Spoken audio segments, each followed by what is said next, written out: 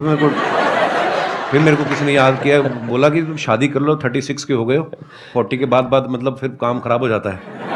फिर मैं यार शादी आपने कोशिश तो बहुत करी थी अपने शो में जी, वो पत्ता सीधा पड़ा नहीं। और नहीं वो मुझे लगता था कि वो अब ये आ रही है अगले हफ्ते हीरोइन, इससे बात बन जाएगी। हाँ, वो प्रमोशन करके निकल जाती थी, फिर मिलती नहीं थी। Welcome back to my YouTube channel. मैं हूं मोहित और मोहित रिएक्शंस पे आपका स्वागत है।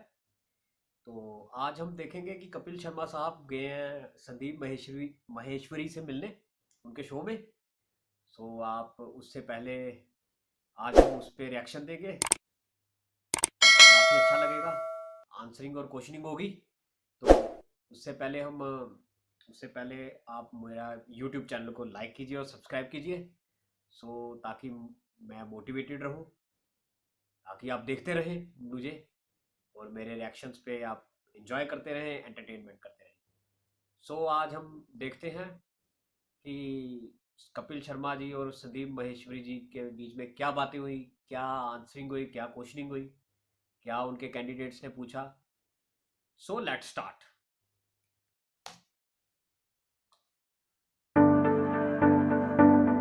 please give an energetic and warm welcome to the one and only Kapil Sharma.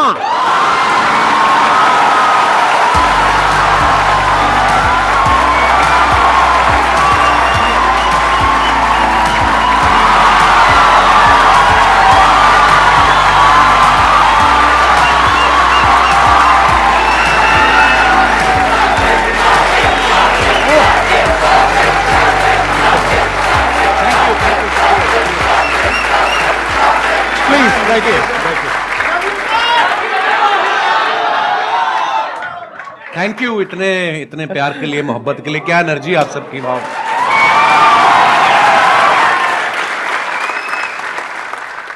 मैं तो सोचा था आप मेरे शो पे आएंगे कभी। एक ही बात है, कोई फर्क नहीं। बात है, हाँ। अच्छा, इससे पहले कि ऑडियंस आपसे इंटरेक्ट करे, ऑडियंस आपसे क्वेश्चंस पूछे, मेरे माइंड में एक सीरियस क्वेश्चन है जी। आज से 10 साल पहले आपने अपने करियर की शुरुआत करी थी। मैंने देखा 2013 में कॉमेडी नाइट्स विद कपिल के नाम से आपका शो आया था। आज पूरे 10 साल हो गए हैं उस जी बात सर। को। तो तब क्या आपने सोचा था कि एक दिन आपको संदीप महेश्वरी शो में आने का मौका मिलेगा?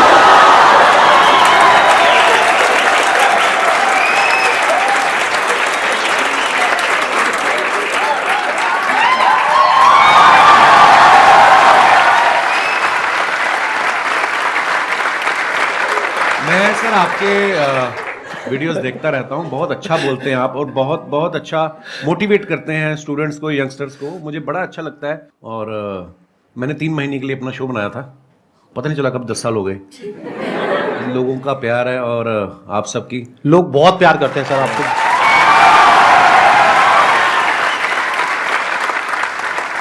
चलिए Q&A सेशन शुरू करते हैं। सर आपसे एक्चुअली एक रिक्वेस्ट है कि आप मोटिवेशनल मंच पे आए हैं तो कॉमेडी के वे में थोड़ा मोटिवेट कर सकते हैं।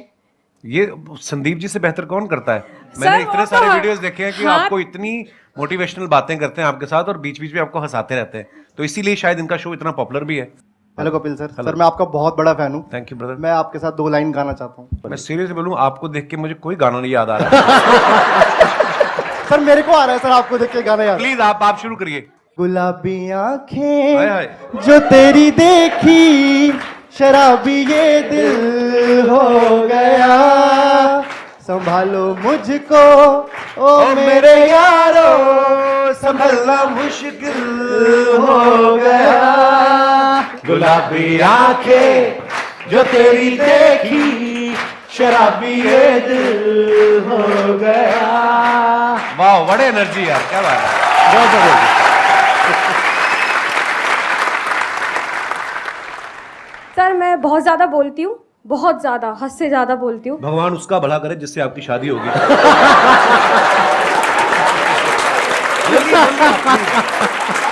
Happy women's day. Thank you sir, thank you so much. मेरे को ये पूछना है सर, गुड लिसनर कैसे बन सकती हूँ मैं? चुप रह के।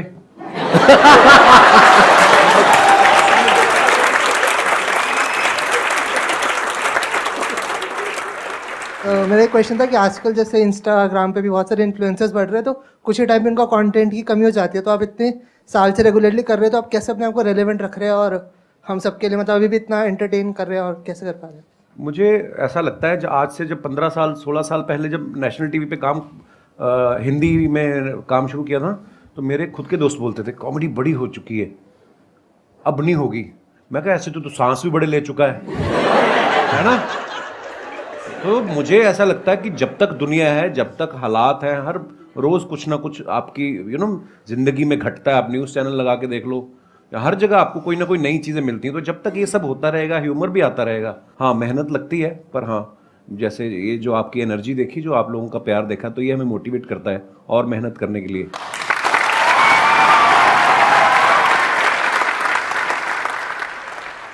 मैं आप दोनों से जानना चाहता हूँ, क्या आपने जो सोचा था, जो मैं इस प्लेटफॉर्म पे यहाँ तक पहुँच जाऊँगा, तो मैं ये कर सकता हूँ, ये कर सकता हूँ, ऐसा होगा वैसा होगा, क्या आज वैसा हो रहा है? मुझे लगता है बिल्कुल वैसा हुआ है, और शायद उससे कहीं ज़्यादा हुआ है। मैं बड़ा फॉर्चुनेट हूँ, मैं बड़ा ब्लेस्ड हूँ, और मुझे ऐसा लगता है कि जितना सोच के आए थे उससे कहीं ज़्यादा मिला है। पर हाँ, वो मेहनत करते रहना चाहिए आपको, क्योंकि उसका कोई अल्टरनेट नहीं है। आज भी मैं अपने शो के लिए उतनी ही मेहनत करता हूँ, आज भी मैं अपनी टीम के साथ बैठता हूँ। मुझे तो ऐसा लग रहा है कि जो मैंने सोचा था शायद उससे ज़्यादा ही हो रहा है। देखो, बेसिकली क्या होता है कि जब हम किसी भी काम को शुरू करते हैं ना, तब हमने ऐसा नहीं सोचा होता कि इतने टाइम बाद ऐसा होने वाला है। अब अगर इन्हीं का एग्जांपल देखा जाए, जब आपने शुरू किया था, तब आई एम 100% श्योर आपने ऐसा सोचा भी नहीं होगा कि एक दिन मेरा शो होगा, ये होगा, वो होगा। ऐसा कुछ कभी नहीं सोचा था आपने? मुझे था कि इसमें देख तो एपिसोड में भी आ गया ना मैं, तो अपने लाइव शोज लगने शुरू हो जाएंगे, और बस मजा करेंगे। फिर उसके उस सीरीज के विनर हो गए, फिर उसके बाद दूसरे शोज ऑफर होने लग गए, और उसके बाद फिर लगा कि यार एक ऐसा शो बनाते हैं जिसमें सारे एलिमेंट्स हों ये, और वाकई इंसान कभी नहीं सोचता। और फिर उसके बाद में इनका शो हो गया, और इतना शो भी अच्छा खासा चलने लगा, करने लगा। उसके बाद में मूवीज में आ गए। अब अभी इनकी एक और एक मूवी आने वाली है, प्रोड्यूसर बन गए, फ्लॉप हुए, खतरनाक बड़ी सारी चीजें होती हैं। और अभी भी आपकी एक मूवी आने वाली है नेक्स्ट। अभी भी देखो, अभी जो मूवी आ रही है सीरियस मूवी है, मतलब सीरियस इन द सेंस कि मैं ऑलरेडी जो टीवी पे कर रहा हूँ उससे बिल्कुल अलग है, तो लोग उसमें भी बड़ा हैरान, पाओ कुछ अलग आ रहा है। हालांकि जो मेरे जानने वाले हैं, जो मेरे दोस्त हैं, जो करीबी हैं, उनको कोई वो नहीं हुआ शौक, क्योंकि उनको पता था कि I am very good actor.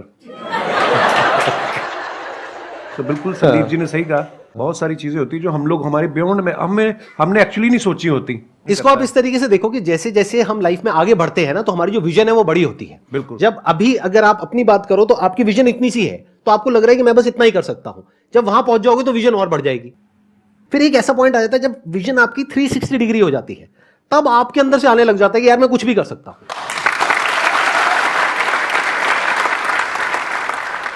मजा आना चाहिए, मुझे ऐसा लगता है, जो मैंने देखा कि मजा आ रहा, तो फिर जिंदगी पता नहीं चलती। 10 साल मेरे कब निकले ये वाले, जब ये शो शुरू किया मुझे जेन्युइनली नहीं पता चला।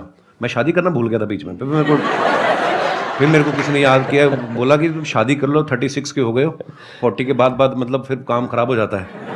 फिर मैं शादी, आपने कोशिश तो बहुत करी थी अपने शो में जी, वो पत्ता सीधा पड़ा नहीं। वो मुझे लगता था कि वो अब ये आ रही है अगले हफ्ते हीरोइन, इससे बात बन जाएगी। हाँ, वो प्रमोशन करके निकल जाती थी, फिर मिलती नहीं थी। ये बात आपको थोड़ा लेट समझ आई कि वो अपने प्रमोशन के लिए आ रही है। आप अपनी प्रमोशन करते थे, बात बनी नहीं। चलो कोई नहीं, लेकिन आई थिंक आपका भी जो रिलेशनशिप है, अगर एक बार हम थोड़ा सा ऑफ ट्रैक जाए जी, तो बहुत पुराना रिलेशन है आपका गिन्नी के साथ। हाँ हाँ, ऑफ कोर्स। मैं कॉलेज में पढ़ता था, जब मैं पोस्ट ग्रेजुएशन के लिए एडमिशन लिया अमृतसर से जलंधर, तो हमारे यूथ फेस्टिवल जैसे होते हैं, है ना, यूनिवर्सिटी के इंटर कॉलेज कॉम्पिटिशन। तो मैं अपने कॉलेज में पढ़ रहा था, और गर्ल्स कॉलेज का अलग से कंपटीशन होता था, बॉयज़ का अलग से होता था। उसके बाद जो विनर होते थे दो, फिर वो बॉयज़ और गर्ल्स का कंबाइंड फाइनल में होता था। उस तरफ से गिन्नी फर्स्ट आ गई, बॉयज़ वाले में मैं आ गया। फिर फाइनल में जब आमने सामने हुए, वही एक दिन था जिसमें मैं जीता। उसके बाद गिन्नी जीतती आ रही है। और कंपटीशन क्या था सर? थिएटर कैटेगरी, मतलब बहुत सारी कैटेगरी होती है, फाइन आर्ट्स होता है, म्यूजिक होता है, आप किसमें थे? आप कौन सी कैटेगरी? मैं थिएटर में था। थिएटर और थिएटर में होता है one act play, skit, histrionics, mime, fancy dress. अच्छा, तो शुरू से ही आपको शौक रहा है थिएटर का, म्यूजिक का, इन सब चीजों का? जी। और वो जो आपकी वाइफ है वो किस कैटेगरी में थी? वो थिएटर में ही थी, और वो फोक डांस में भी थी। हाँ, गिद्दा बड़ा अच्छा डालती थी, अब तो मुझे नहीं चाहती है, पर जैसे आप कॉलेज डेज में थे, तो आपकी हर एक ग्रुप में ऐसा होता है एक बंदा कि वो जो होता है सबकी लेने वाला होता है। तो सर आपने जो ये कॉमेडी का जो करियर है वो आपका मतलब ये बेइज्जती करने का शौक था या फिर आपने मतलब पूछ रहे हैं आप किस तरफ थे? जैसे एक ग्रुप में एक बंदा ऐसा होता है तो आप वो बंदे थे या फिर आपके साथ ऐसा कुछ हुआ था? मतलब यही आप पूछना चाह जी रहे सर हैं? जी सर यस हाँ। सर हाँ मतलब बेइज्जती करने वाली ये लाइन कहाँ से आ गई भाई? सर हमने कई बार नोटिस करा है सर, जैसे अर्चना मैम हो गई और दिनेश वो एक रिलेशनशिप होता है ब्रदर। जी वो सर। उसको बेइज्जती नहीं कह सकते यार आप। आई मीन मेरी इतनी औकात नहीं है कि अर्चना जी इतनी सीनियर एक्टर हैं और अगर ऐसा होता तो वो उस शो पे बैठती। नहीं सर ऐसे अब अक्षय पाजी आते हैं मेरे शो पे, हम लोग बड़ा हेल्दी एक कॉन्वर्सेशन होता है, वो मेरे पे पंच मारते रहते हैं, मैं उसमें तो वो एक आर्ट है। एक स्किल डेवलप हो जाती है ना कि हम आपस में ऐसे करते हैं। हाँ नहीं बेइज्जती वो नहीं होती, वो होती है मैं जो आपकी अभी करूंगा।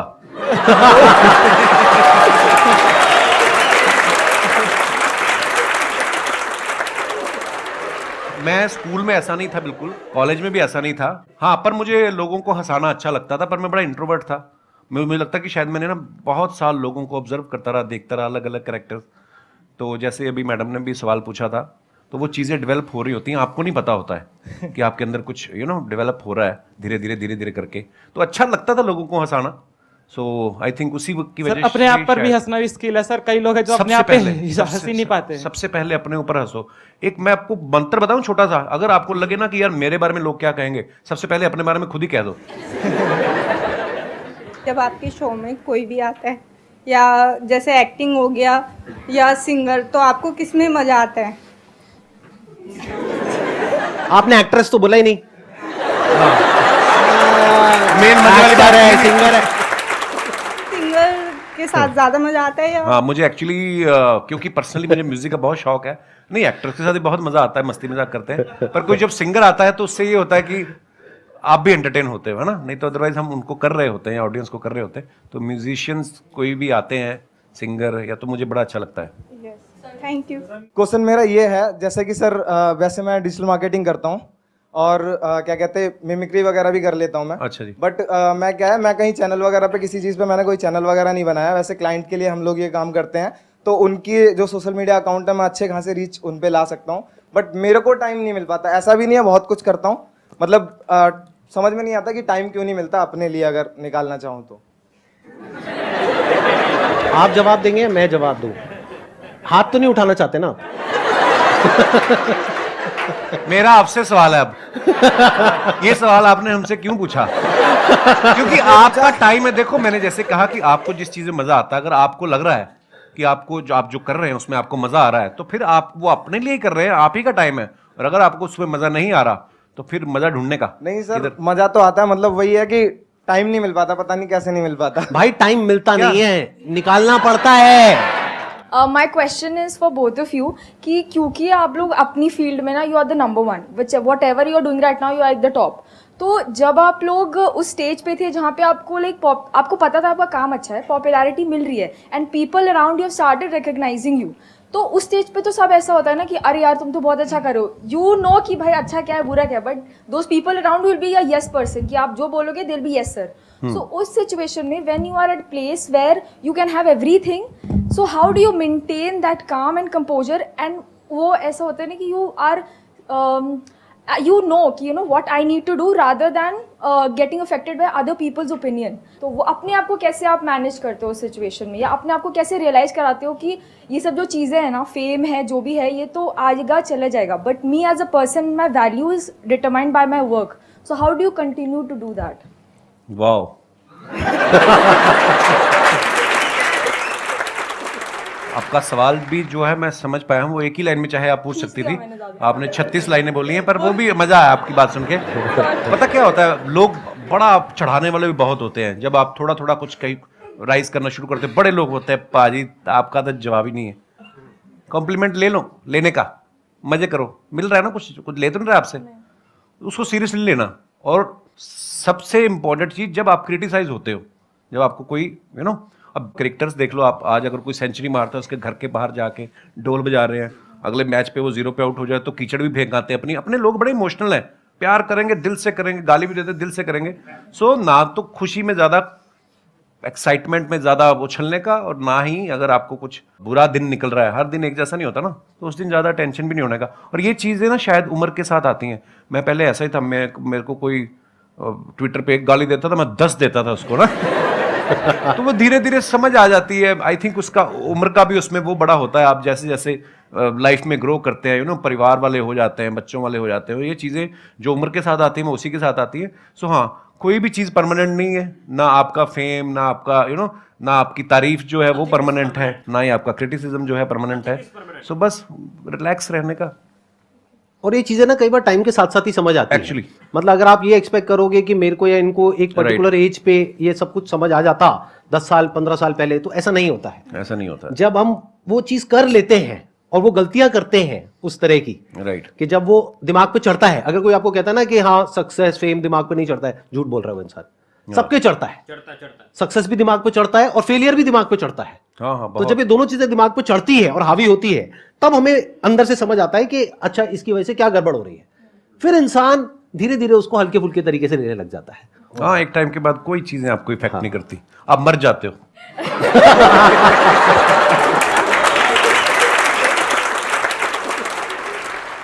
मेरा एक ही क्वेश्चन है, हम खुद का बिजनेस कर रहे हैं, कुछ भी कर रहे हैं, हम कैसे टीम बिल्ड करें, उनके अंदर कैसे लॉयल्टी लेके आए, हम कैसे पता करें उनके दिल के अंदर हमारे लिए मतलब बहुत ज़्यादा लॉयल्टी है, मतलब समर्पण है हमारी कंपनी के लिए, हमारे लिए, हमारे टीम मेंबर के लिए।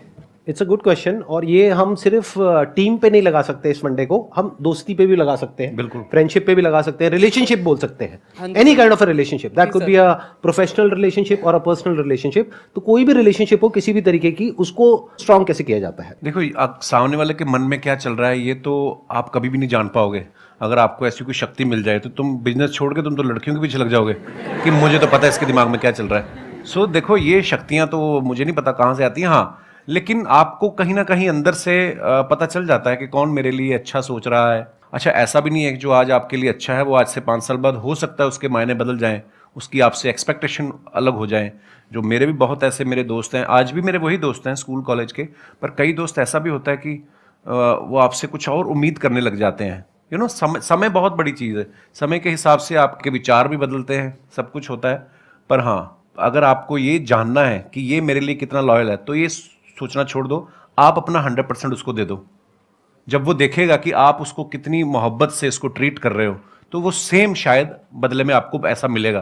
तो इसको हम पढ़ते भी आए हैं कि आपके ही कर्म आपके आगे आते हैं। मुझे ऐसा लगता है, आप जब अपना 100% देते हो किसी को विदाउट एनी एक्सपेक्टेशन, आपके अंडर जो काम करते हैं जो भी, उनको अगर आप बहुत मोहब्बत देंगे तो शायद वो भी आपके लिए लॉयल ही होंगे। मेरा अपना टेक ये है कि अच्छे टाइम में कभी भी एक रिलेशनशिप की पहचान नहीं होती है। एक्चुअली अच्छे टाइम में तो सब अच्छे हैं, दोस्त भी अच्छे हैं, रिश्तेदार भी अच्छे हैं, टीम वाले भी अच्छे हैं, सब कुछ अच्छे हैं। जब बुरा टाइम आता है तब क्या आप उसके साथ में खड़े हो या नहीं खड़े हो, और पूरे दिल से, उससे रिलेशन पक्का हो जाता है।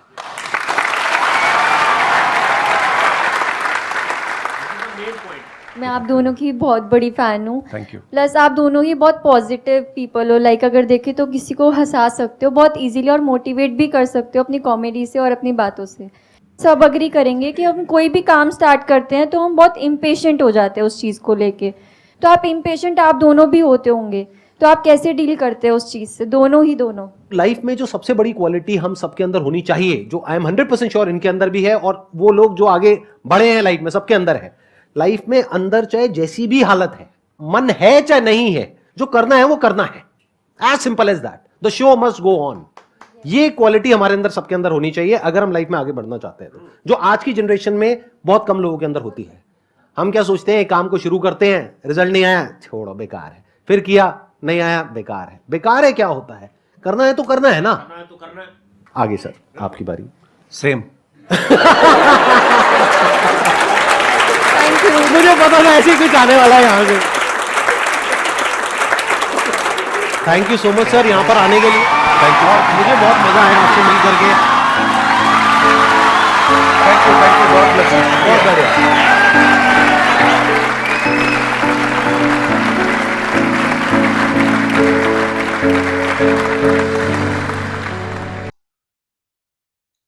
सो यहाँ पे होती है वीडियो खत्म। तो जनाब काफ़ी अच्छा क्वेश्चन आंसरिंग चल रही थी। जो स्टूडेंट्स थे, जो कैंडिडेट्स थे, काफ़ी अच्छे क्वेश्चन पूछ रहे थे कपिल से और संदीप जी से। काफ़ी अच्छा लगा ये शो में, काफी अच्छा सवाल जवाब हुआ। तो और क्या कह सकते हैं शो के बारे में भाई, हम यही कह सकते हैं कि ये शो काफी अच्छा आया था। कपिल जी ने संदीप जी के शो में गए के जाके काफी अच्छा लोगों को अच्छे से मोटिवेट किया। और सबसे बड़ी बात है कि भाई ये दोनों पॉजिटिव रहते हैं, मोटिवेट रहते हैं। और एक चीज अच्छे से बताई गई है कि भाई बंदे की पहचान कैसी होती है। बंदे की पहचान, दोस्त की पहचान तब होती है जब एक दोस्त बुरे वक्त में गुजर रहा हो। सही वक्त में तो हर कोई आपके पास आ जाएगा, बुरे वक्त में कौन आएगा वो उधर से असलियत पता चलती है। So like my so it's end of video. Please like my video and subscribe it and share it to your friends, share it to the groups. So thanks.